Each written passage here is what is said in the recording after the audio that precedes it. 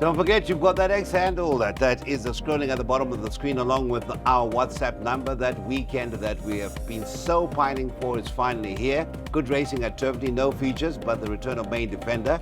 And of course, curtain coming down really in principle on the KwaZulu-Natal season with the running of the 2024 Gold Cup amongst the 4 Grade 1 features. It is a graded feature race meeting, and that's certainly something to look forward to. But Turffontein will certainly be a good way to whet the appetite. A very good morning to you. We are previewing Turffontein, and of course we've got the main man in the house. We've got the man who knows what's going to happen before it happens, and that is Daryl Marie. First of all, I must say you were very right about far-reaching, and it turned out to be. And I went into a tote, and they said never ever question Daryl Marie's judgment ever again. That horse went to 11, 12 to 10, and you made a bit of a mockery of his suggestion that it's going to drift.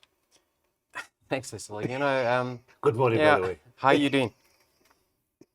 Cecil, I'm never always right, that I can guarantee you. But I think I'm a good judge of the markets. Course, yeah. Not necessarily the result or the outcome, but the market, I think I can read it quite well. In the opening leg of the bipod, I've decided to play the safe route, Cecil. Now, Force 8 and Pointer have met each other twice in the past, if not 3 times. Yes. Not much separating the two of them. Obviously, Pointer is worse off at the weight, but then again, Gavin Lorena is way more experienced than a 4 kg apprentice, so I can certainly see her confirming that form. What I do want to say about Force 8 is last time out they gave her a bit of a chance. Penultimate start, she went start to finish. I don't know what the tactics will be this time round, but I do expect the two of them to fight it out. Okay, so bipod, would you say both or one or the other? Yeah, I'm going to double up in the opening. Okay, we're going to have a look at that. Slide 1 and 3. That is the suggestion in that first leg of the bipod.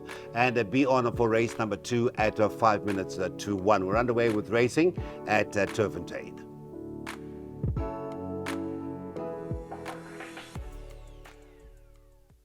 Right, P8 starts with the race 3 at 13:30. We're on the stand-side track of Turffontein. It is a racing 244 racing. For you, maiden plate for fillies and mares over the 1,000 meters. And what does stand out is that you've got some well-bred sorts in race number 3, well-related. And, of course, they're starting at the top of the boards, and they're very well-related. Number 8, and that is Selenio Peninsula. That is at 5 to 2. 28 to 10 about the 5 Belitzavar. And then it's 4 to 1 and a better bar. Those I just touched on the top 2 in the betting, Daryl. Of course, you've looked at your pedigrees on the 8 Selenio Peninsula. Is, of course, a sister to Out of the Darkness, who's won 4 and could have won more, but for the niggles. And also half-sister to a runner on Sunday, Barbaresco. Yes, extremely well-related. Obviously bred by Mr. Werner's. He raced the dam. I think she was grade 1 placed, if I'm not mistaken. I do know that she did get black type, certainly. Yes. I mean, she doesn't have to be too good to beat the race runners over here. I don't think the form on offer in the third race is strong whatsoever. Now, let's just touch on Belitzavar. I think she is the foremost in the race, but she's very limited, Cecil. We saw a filly that ran just behind her finish unplaced during the week. Vulcanite, trained by Paul Matchett. 17 again, represented work rider form. What I can say is she's got early toe. She's super fit. She's drawn towards the outside. She'll be up on the pace. Whether the first timers are going to be green behind her or not, I don't know. I can't answer that. But she'll give another honest showing. If the first timers have got ability, I expect them to run on by. And thanks to Mr. Lorenzo Karim and Mano Pandaram for commenting on number 4, Line in the Sky. Now, they say if she's not too green, sorry, let me just get to the front of the book of Cecil. I don't want to misquote them. If not too green, hoping for a good run. Now, what I can say is Manu Pandaram loves the family. He loves the family. That is Last Tango, is it? And also Diwali Rocket. Juliet Tango and Diwali Rocket. Correct. Now, let me just say something else. That he went and bought one of the yearlings, I think, for 300 grand recently. If she's not green, the way the stable's running at the moment, she could potentially make a winning debut. Once again, I've played the safe route. I've gotten all of numbers 4, 5, and 8. 4, 5, and 8. And as we have a look at the slide there, Daryl, you do know the connections of the one horse. That is a half sister to Salter Groomers there, as Almond C as well. Huh? All right, so we're getting into the pick six of the maiden plate. It's over the distance of 1,000 meters. We're off at 2 with the fourth of 9 on the stand side track this Saturday. Now, as far as the betting is concerned for race number 4, it does look quite interesting. It is 13-10 about the one Secret Chord, a very, very informed duo of Muzieni and owner-trainer St. John Gray. 16-10, the 9 Inspector James, the first time in the betting. 4-1, the 5 King Harry. Now, Inspector James, now another one that is quite well related, a full brother to a runner that's trained in KZN by Alison Aggressivo in the colours of Hollywood, and also Woman of Fame, who races up here for Sean Terry. That's correct. Now, Aggressiva's won twice over 1,200 and 1,400, and Women of Fame over 1,000 and 1,160. So there is a lot of speed in the dam side and on the sire side, being out of or bar What a Winter. Cecil, the same can be said over here as with race 3. The form on offer is not strong whatsoever. Unlike Belisava, Secret Chord doesn't have the racing fitness. He's been off for quite some time, close on 5 months, in fact. Now, you can see he's been knocking. He's been thereabouts. He does deserve a win, but he doesn't have the racing fitness. He's got the experience. He's got the draw. His form is very limited. If the first timer has ability and is fancied, I expect him to make a winning debut in Inspector James, number 9. I've just gone the 2 of them in the pick 6. I don't know what else I can touch on over here. I am expecting number 6, Marie Skop, to improve on her debut effort. Mr. Khan says in the front of the computer form, she will need the run. But you know that Stratus, remember Stratus? I do remember the Azzy straight. Yes. Yeah. Yeah, I think she certainly can improve. I don't think she's expected to win for New Yard, but if you're playing trifectas and quartets, I'd certainly include her. Yeah, I'm going in the blind over here, 9 from 1. 9 from 1, and as far as the exotics are concerned, 1 and 9. So obviously, if the first timers of any use it all on debut, Secret Chord misses out, you at least have the backup of the 9. That is the pick 6, 5 passes to the off time to race 4. We certainly needed to pick Daryl's brain because it is Whirlpool Day on Sunday at Hollywood Bets Greyville. That is the Gold Cup meeting. We needed to build up that kitty. And the exotics could be the way to go. And Gavin Arena could be the man to follow. Now, he's on the one Shayavana in race number 5. And that should be at the top of the boards. Indeed is at 13-10. 5-2 is the number 2. And that is stable companion Karangatang. 3-1. The 5 Rainbow Rewards. So very strong hand for the Johan Janssen van Vuren stable, because even the 4th favorite, number 4 Dr. Faustus, is in the betting at 15-2. So Gavin, if in an ideal world, I should walk away with a hatful of winners on Saturday. Yeah, it looks like he's going to have a great day, Cecil. Let's just say that he's getting down to 54 on Unzen later in the card. So being the stable jockey over here, he could have chosen whichever mount he wanted. So Chayavana has to be the stable elect. I've loved his 2 runs since returning from a rest. Now, in his penultimate start behind Thunderstruck, he was very unfortunate not to have finished closer on that occasion. Got very tight for him on that outside running rail. Then last time out, cracking second run after a rest, finished right alongside him. He's having his peak run. I think the only thing that is against him is the draw. Yes. Now, let's see who he's drawn alongside. In Stallgate number 2 is Rainbow Reward. Will he be able to slot in behind him, or will he opt to race up the inside with no cover? I don't know. Cecil, a horse that is clearly held on that latest effort beyond Mount Pilatus by Chayavana is number 7, Super Awesome. But what I can say is his best recent effort to date was over 1,000 meters. On the very same course and distance, 3 runs back beyond Dreamland. Himself and Dreamland pulled well clear of the balance of the field. Interesting over here, he's coming back to 1,000 meters, and Mr. Magnus put a set of blinkers on. I believe he's much better than his last start, and this is his opportunity to confirm that. So I think he does represent value at 10-1.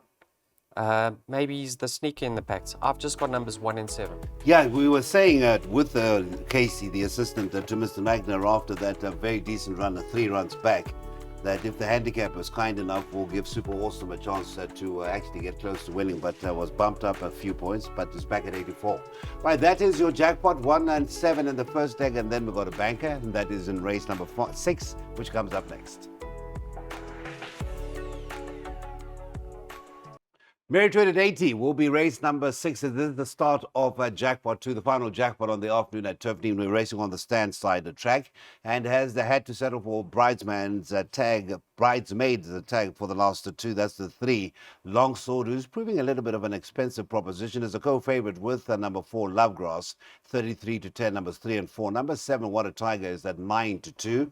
It is 6-1 and a better bar. Those were Lovegrass, yet to be beaten over course and distance. Both victories coming over this 1,000 meters, which will be the case in race number 6 on Saturday. How do we go about negotiating race number 6, Mr. Marie? Cecil, there's quite a bit of pace in this race. You have got the likes of Nkandla Gold. Now, in his last start, he showed no pace whatsoever, but he can scoot along. Lovegrass towards the outside.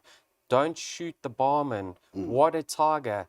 And especially Kingshan Shah. Yeah. So my thinking is that with the pace being so hot, even Escobar with Striker straight on,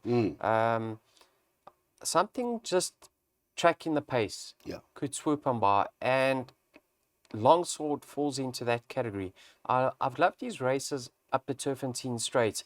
Last time out especially, because I'll tell you what, at a crucial stage of the race, he had to be eased, and in my mind, that cost him victory. He was climbing all over them with 400 meters to go, so I don't think he'll be outpaced over the 1,000 meters. I'm sure Trent will give him a nice quiet ride, and if he just finds the gaps this time round, I expect him to go very close to winning. I've taken my chances and banked him in all my exotics. I'm not a fan of the Lovegrass form.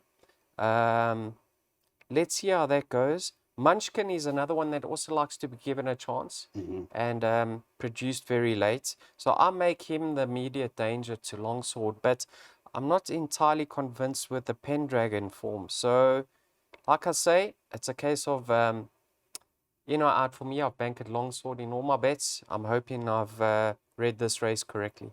As our man Johnny G would say, it is a duck or no dinner as far as Daryl's concerned in race number 6. That is the banker, the pick 6 and banker in that jackpot, the first jackpot which started in race 5.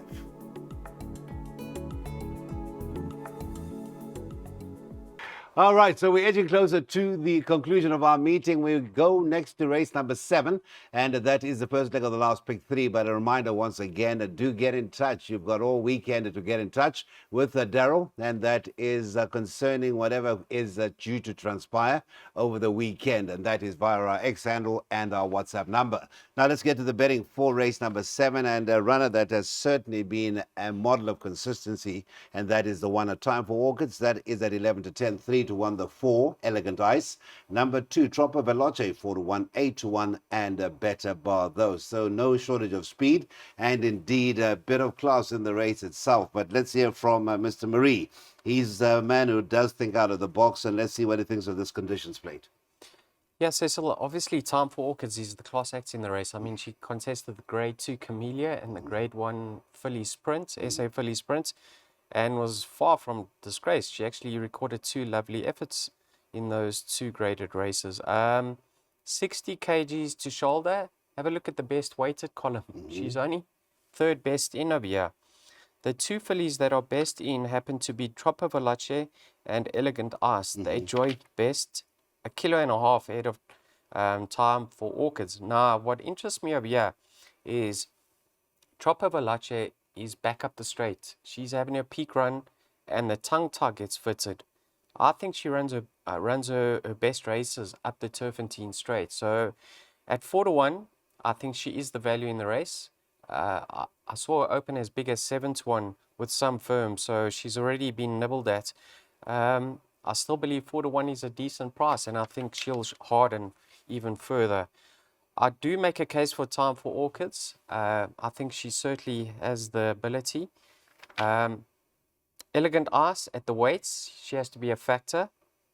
She also goes extremely well up the turffontein straight. And then a horse like Exchange Student. I've included her in my pick six and my jackpot perms. You know, I know she is well held by Elegant Ice, but what I like about her now is they've given her a chance in switching her off, and she's been finishing her races extremely well. At the weight, she's got her work cut out. But please believe you me, she's not going to disgrace herself. I think she is in with a chance of here. For me, the value, 4-1 Troppo Valace. Thank you very much. And there's that stable companion, the 5. That's my baby in the race as well. Dropping back in a trip after having been going over the 1450 and 1600s. All right, so we get into the penultimate event of the afternoon. Last chance to get involved in a double, and certainly one of the star attractions in SA racing, I can actually be bold to say, is back on the track, and that is Main Defender. Last seen running, contesting the Gold Challenge, and that was on the 8th of June. Back on the Highfield, will be partnered by Muzi Yeni. Main Defender bidding for win number 8 from just 11 career starts, and that is your favorite in race number 8 at 6 to 10, 5 to 1 about the 3 rather, Unzen. Number 4, Tail of the Comet, yet a jockey to be declared on Tail of the Comet, 7 to 1, 8 to 1 about the 6th, the Africa House. It is 10 to 1 and a better bar those. Now, Bingwa, a favorite of ours, a favorite of many, 1400, it seems a bit on the sharp side. If it was a 1600 meter contest, I would say whatever the price, whatever you have in the race, will be competitive. I don't think he's going to disgrace himself. Yes. If you just take a line between himself and Main Defender, there's not much separating the two of them. Yeah. I don't really give him a winning chance, Yeah. but I can see him running on into the money, Cecil. Now, let me just start off by saying I hope I'm wrong with regards to this race. I love these spots. I want to see Main Defender win, Cecil. I think everybody. No, that's why I say star attraction of South African I'd love racing. to see him make a winning comeback. Now, let's touch on his last start in the Gold Challenge. Now, Yes. it says bump start, carried and eased. I watched that replay. He jumped slightly outwards at the jump. He wasn't bumped. Yes. He took a very slight ease at the 200. He was well beaten at that stage.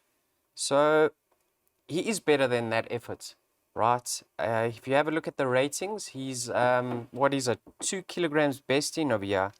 But now he's returning from a rest, and you have to ask yourself, will he achieve the same mark he achieved when in his penultimate start? What was that? When he won the Oppenheimer, Horse Chestnut. Yes. Yeah.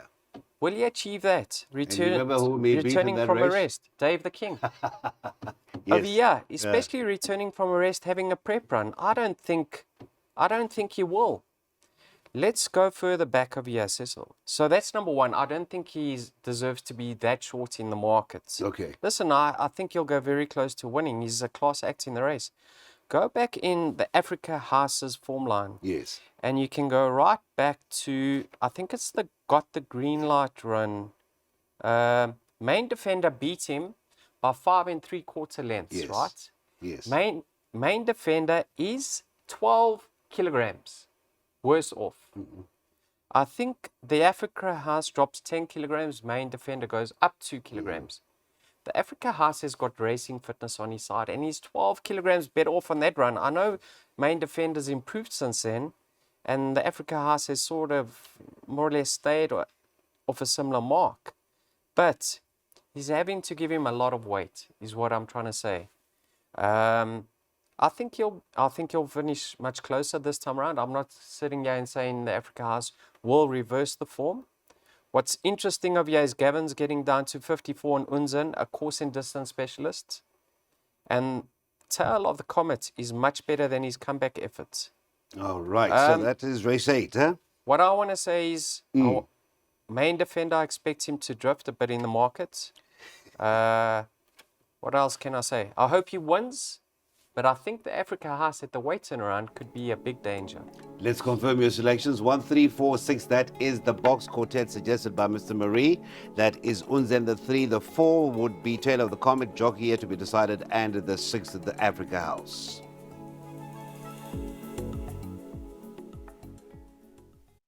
All right, so it is that the lucky last are coming up. That is race number 9. Now, this will be a next Turffontein race meeting Saturday, the 3rd of August. This renders this meeting at Turffontein the last for this current season. Now, as far as the betting is concerned, it is Shinto Shrine finally getting that maiden win, which was overdue at the 4th time of asking 7-2. 15-4 is our good old friend, the 5 Willow Express, the 1 Claw, 5-1. 7-1 is the 3 Celtic Rush, 8-1, and a better bar those. Well, I can tell you, Mr. Marie, as you know, I was a long-suffering supporter of Willow Express, and I did eventually miss the wedding when it did come about.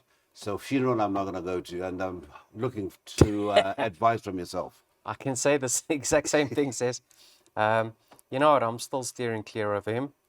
He's never disgraces himself, but I've looked elsewhere.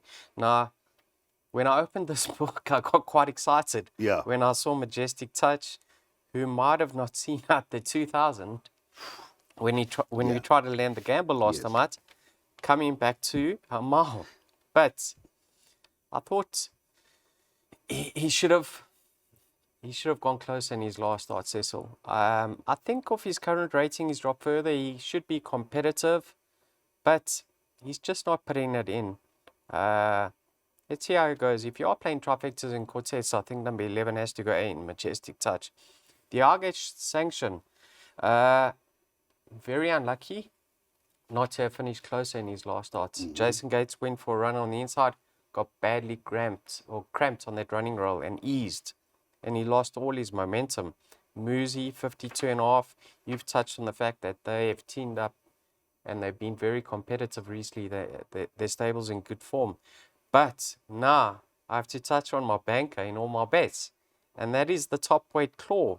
And many will say he's got his work cut out. He was well beaten in his last start by La Muhal. But, Cecil, take note, in that race, he was so far out at the weights. And I'll tell you why. He carried level weights with a horse called Hotter Ruby, who's rated, I think, a 118. He's an 82. I mean, that alone is close to 17 kilograms out at the weights with Hotter Ruby. Now, Hotter Ruby ran well below par on that occasion. In that race was a horse called Greeting My Master, was rated 95. He's an 82. That's 13 pounds or 6.5 kilograms out with Greeting My Master. And he finished ran second in that race, huh? Yeah, and he's come out to frank the form. Horses behind him that were rated higher, Cecil Jordan was 97, Mastership 93, Jury's Out 94. He was an 82 off level weight. With the tongue tie, he ran well above his rating. And I'm going to say, if he reproduces a similar effort this time round, he'll take all the beating because he never picked up a penalty. My only reservation is the mile. I'm hoping it's not on the sharp side for him. If it was 1,800 or 2,000, I'd sit here and say have a full go, but I still believe over the mile he'll be very competitive and just has to put in a similar effort to get the job done. How often we've heard Mr. Marie give us the confidence, and it proved to be right on the mark, and the confidence that is oozing here in studio about Claw can only be appreciated. It is almost palpable, in fact, and we really will go with the Claw in race number 9.